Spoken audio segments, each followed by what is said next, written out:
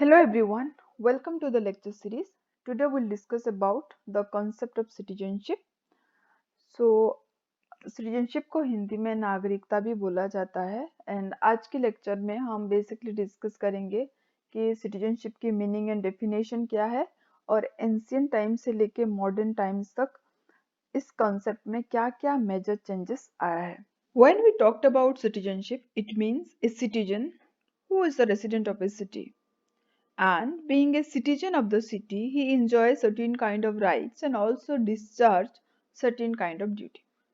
अब normal little meaning में देखते हैं तो सिटीजन मतलब वो व्यक्ति जो किसी सिटी में रहता है और क्योंकि वो उस सिटी के में रहता है, उस सिटी का पार्ट है, तो उसीलिए उसको उस सिटी का कुछ रूल्स एंड रेगुलेशन मानना पड़ता है, उस सिटी का कुछ राइट्स वो एंजॉय कर सकता है एज वेल एज उस सिटी का कुछ के लिए कुछ ड्यूटीज भी डिस्चार्ज करता है. ये जो वर्ड सिटीजन है ये लैटिन वर्ड सिविक से आया है जिसका ब्रॉडर मीनिंग है कि enjoy all rights and privileges and discharge duties and obligations. So, the overall meaning of citizenship is that citizenship is the status of a person recognized under the law of a sovereign state. मतलब citizen बस उस व्यक्ति को कहा जाता है जिनको राज्य की ओर से सभी तरह की किसी पर्टिकुलर राज्य की ओर से सभी तरह की पॉलिटिकल और सिविल राइट्स मिला होता है. And it is a term denoting membership of a citizens in a political society along with the rights, duty and privilege. या फिर हम सिटीजनशिप को एक पॉलिटिकल मेंबरशिप बोल सकते हैं, एक पर्टिकुलर स्टेट का पॉलिटिकल मेंबरशिप मिला हुआ है, एक मेंबरशिप जिससे आपको उस सोसाइटी में रहने के साथ साथ उस सोसाइटी की कुछ राइट्स मिलते हैं और आपको उस सोसाइटी के लिए कुछ ड्यूटीज परफॉर्म करना पड़ता है. और हम और एक डेफिनेशन में ये भी समझ सकते हैं कि थ्रू दिस पॉलिटिकल मेंबरशिप और membership the state recognised a person as its citizen. और इस मेंबरशिप के चलते स्टेट ये रिकॉग्नाइज कर सकता है कि कौन इसकी सिटीजन है और कौन उसकी सिटीजन्स, एक पर्सन जो उसकी सिटीजन है और कौन उसके सिटीजन्स नहीं है. Moving to the slide, the notion of citizenship. के केस में हम बात करेंगे कि नोशन ऑफ सिटीजनशिप का कॉन्सेप्ट आया कब था, एंशियंट पीरियड में क्या स्टेटस था इसका टिल द मॉडर्न पीरियड तक. पहले देखते हैं कि एंशियंट पीरियड. तो basically the notion of citizenship during the ancient period was very narrow and of course it had changed in the course of time. इस एंशियंट पीरियड का citizenship को समझने के लिए हम अरिस्टोटल का कॉन्सेप्ट ले सकते हैं, अरिस्टोटल थ्योरी ऑफ सिटीजनशिप. अब उनके according the citizenship was given to only the privilege class. उनके हिसाब से सिटीजनशिप बस कुछ प्रिविलेज क्लास के लोगों को मिलता, वो जो बहुत पावरफुल हैं, जिनके पास बहुत पावर है. और ये भी बोले थे वो कि a person should be competent enough to take part in the political, judicial and deliberative matters. और ये बस उस पर्सन्स को मिलेगा जो उस स्टेट के और उस सिटी के political, judicial and administrative matters में पार्टिसिपेट करने की काबिल हो. And he completely denied the citizenship to foreigners, slaves and women or other manual workers. इनके हिसाब से सिटीजन उस सोसाइटी का या उस स्टेट का सबको नहीं मिलना चाहिए, वो बस कुछ प्रिविलेज क्लास को मिलना चाहिए जिनके पास पावर है या जो पावरफुल है या फिर जो कैपेबल है उस कंट्री की पॉलिटिकल, जुडिशियल और एडमिनिस्ट्रेटिव मैटर्स में पार्ट लेने के लिए. एंड उन्होंने स्ट्रिक्टली मना किया था कि जो फॉरेनर्स हैं, जो मतलब दूसरे कंट्री के सिटीजन हैं, उनको और वुमेन को या अदर जो लोअर क्लास या लोअर क्लास के लोगों को सिटीजनशिप नहीं मिलेगा. तो ये था एंशियंट पीरियड में जो बहुत नेरो था, बट कुछ लोगों को सिटीजनशिप मिलता था. या फिर हम इंसर्ट ये भी बोल सकते हैं कि ये उनको मिलेगा सिटीजनशिप जिनके पास बहुत पावर है. नेक्स्ट जो पीरियड है वो हमारा है फ्यूडल पीरियड. अब this period also repeated the same thing and the notion of citizenship this period as well confined to the privileged few. इस फेज में भी बस कुछ ही लोगों को सिटीजनशिप मिलेगा एंड जनरली ये जो प्रिविलेज्ड फ्यू होते थे ये लोग बेसिकली उस सेक्शन ऑफ सोसाइटीज से थे जो जो मानो जो पॉलिटिकल लीडरशिप होते थे हाई ऑफिसर्स ऑफिसर्स रहते थे मिलिट्री ऑफिसर्स रहते थे इन सब से जो रिप्रेजेंट करते थे उन लोगों को ही बस सिटीजनशिप मिलता था तो इस period may be only the citizenship granted to the few people of the society instead of all the people of the society. In the modern period, unlike the ancient and feudal period, the notion of citizenship is broad and comprehensive and all inclusive.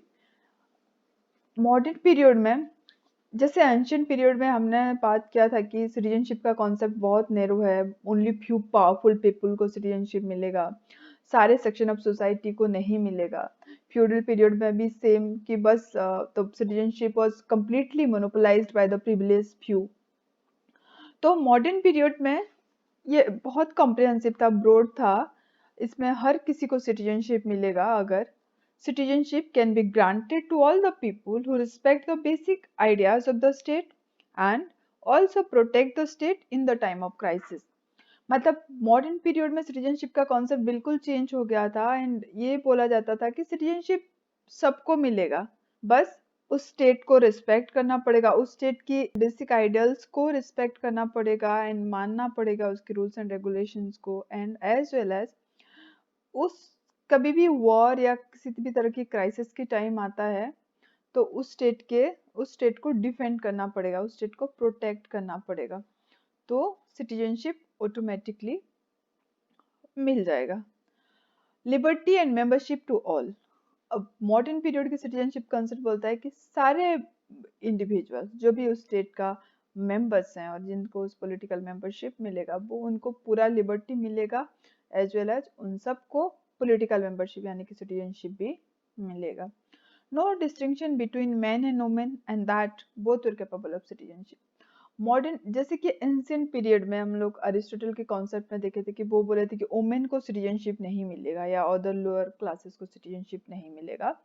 But modern period में ऐसा कुछ नहीं था कोई distinction नहीं था कि main को मिलेगा वुमेन को नहीं मिलेगा इसमें सबको सिटीजनशिप मिलेगा मेन वुमेन बोथ को क्योंकि वो दोनों ही कैपेबल हैं सिटीजनशिप के लिए now let's see what is the difference between the concept of citizens and alien मैंने एक बार फॉरेनर्स मेंशन किया था जब हम अरिस्टोटल कॉन्सेप्ट ऑफ सिटीजनशिप पढ़ रहे थे तो वहाँ पे था कि फॉरेनर को सिटीजनशिप नहीं मिलेगा so let's see the difference between the citizens and alien अब सिटीजन्स जो कि मैं ऑलरेडी पहले से डिस्कस कर चुकी हूँ कि citizen is a person having the title of citizenship he or she is the member of a democratic community who enjoy full civil and political rights and they as well accorded protection inside and outside of the country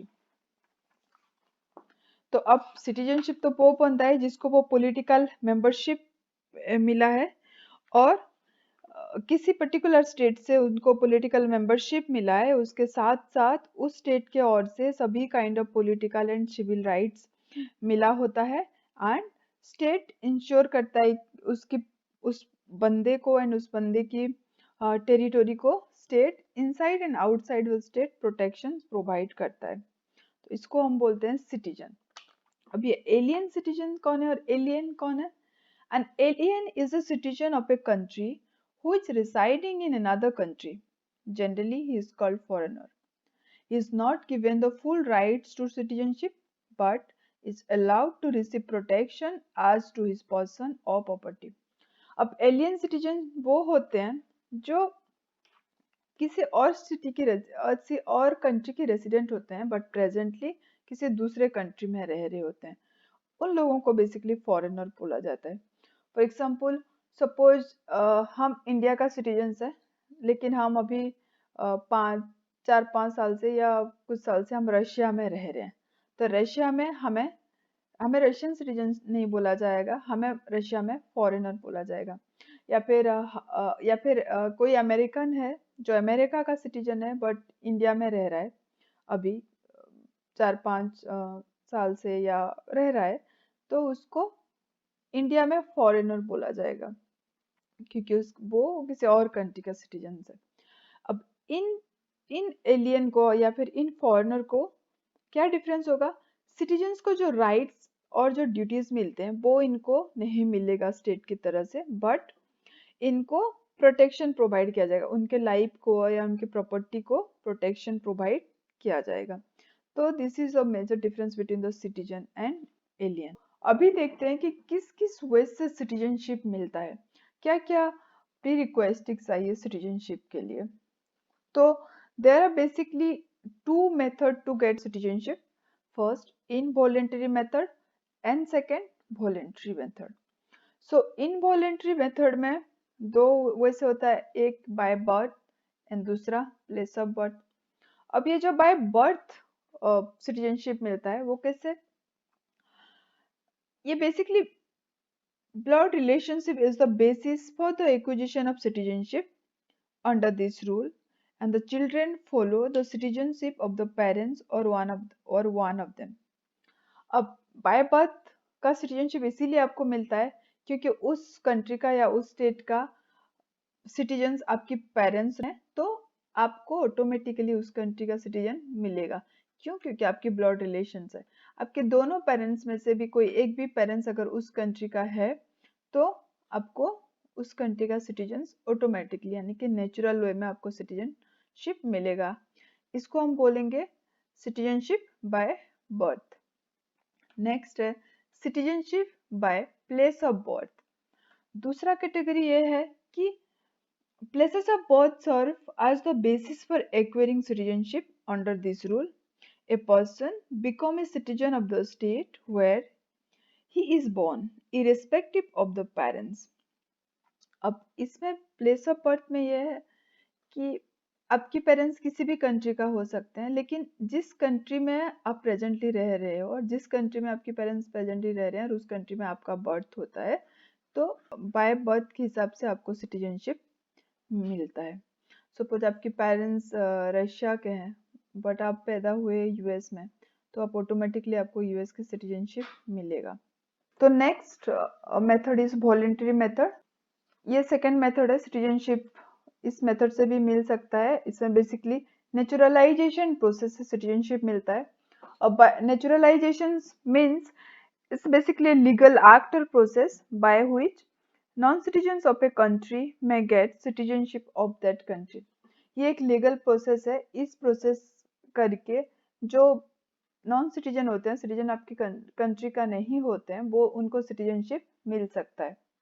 अब इसमें भी ये points होगा। पहले तो state normally grant citizenship to people who have entered the country legally and been granted permit to stay. पहले naturalization के तरीके से उस व्यक्ति को मिलेगा जो व्यक्ति लीगल तरीके से किसी कंट्री में आया है। सपोज किसी को वर्क परमिशन मिला है कि ग्लोबलाइजेशन के चलते कोई भी कहीं पे भी रह सकता है, काम कर सकता है, तो लीगल तरीके से उसकी कंट्री में काम करने के लिए गया है, यानी कि 5-6 साल से वो एक कंट्री में काम कर रहा है।